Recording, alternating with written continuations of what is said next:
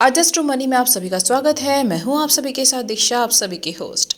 आज हम बात करेंगे चांदी के बारे में। उससे पहले अजस्ट मनी आपको 42 कमोडिटीज पर काम करके हर जानकारी आप तक पहुंचाता है, इसलिए हमारे चैनल को लाइक करना और सब्सक्राइब करना बिल्कुल भी ना भूलें। बात करते हैं चांदी की। हाल ही में आरबीआई के माध्यम से रुपए की कमजोरी को रोकने के लिए डॉलर, पौंड या यूरो की बिकवाली वित्तीय बाजारों में किए जाने की सूचना से रुपया गिरने से रुका रहा। वहीं विदेशी मुद्रा नरम होने के चलते चांदी व सोने का आयात पिछले दिनों बढ़ना समझा गया।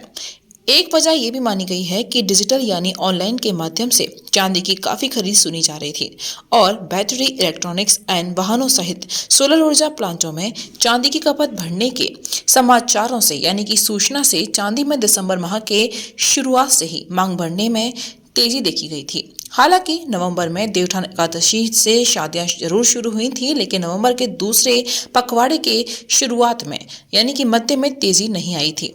आज खबर लिखे जाने के समय चांदी या 200 रुपए की बढ़त लेकर हाजिर में 68,900 रुपए प्रति किलो हो गई है। अगर डॉलर की बिकवाली बढ़ती है तो कीमती धातुओं का आयात खरीद में कुछ पड़ता लगने की आशा होती है। अब 16 दिसंबर से खर मास आरंभ हो जाएगा, जिसमें शादियां रुक जाएंगी। इससे बहुमूल्य धातुओं की मांग या गिर सकती है, लेकिन आयातकों की सोच यहां भाव गिरने से आयात की ओर बढ़ने की संभावना है। हाल ही में जारी केंद्रीय वित्त मंत्री द्वारा अपने बयान में ये कहा गया है कि रिजर्व बैंक द्वारा रुपए की गिरावट को रोकने हेतु डॉलर की बिकवाली मार्केट में की गई है और अन्य विदेशी मुद्राएं भी डॉलर सहित पौंड व यूरो में बिकवाली की गई है और विदेशी मुद्राओं को कन्वर्ट किए जाने से रुपए में गिरावट दर्ज की गई है। और अन्य विदेशी मुद्राएं भी डॉलर सहित पौंड और यूरो में बिकवाली की गई है और विदेशी मुद्राओं को कन्वर्ट किए जाने से रुपए की गिरावट थमी है। इसके उलट आरबीआई द्वारा चालू माह के प्रथम सप्ताह में यानी पिछले बुधवार को अपने उधार दरों में करीब 35 आधार अंक की वृद्धि करके रिपो दर को 6.25% ला दिया गया है। जबकि यह माना जा रहा है कि अभी महंगाई में पूरी तरह नियंत्रण नहीं हुआ है, इसलिए फरवरी यानी अगले साल के दूसरे माह में फिर ब्याज दरों में बढ़ोतरी का संकेत माना जा रहा है। जो पिछले दिनों त्योहार गए हैं और शादियां चल रही थी, उसमें कीमती धातुओं की खपत में तेजी देखी गई थी।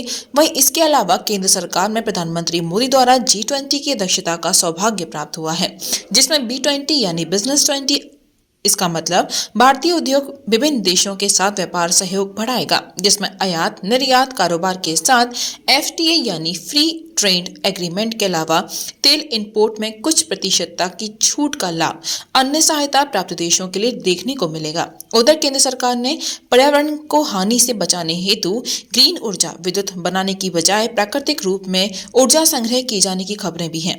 वहीं सोलर ऊर्जा को बढ़ावा दिया जा सकता है, इससे आत्मनिर्भरता की ओर देखा जा रहा है। दिवाली मजबूती बनी होने से यहाँ चांदी हाजिर 999 200 रुपए बढ़कर 68,900 रुपए प्रति किलोग्राम हो गई है। वहीं सप्ताह के अंतर्गत इसमें 500 रुपए की तेजी आई थी और चांदी के विपरीत दिवाली कमजोर पड़ना सोना स्टैंडर्ड हुआ है 250 रुपए मंदा होकर 55,500 रुपए प्रति 10 ग्राम के स्तर पर आ पहुंचा है। बीते सप्ताह में इसमें 300 रुपए की तेजी पाई गई है।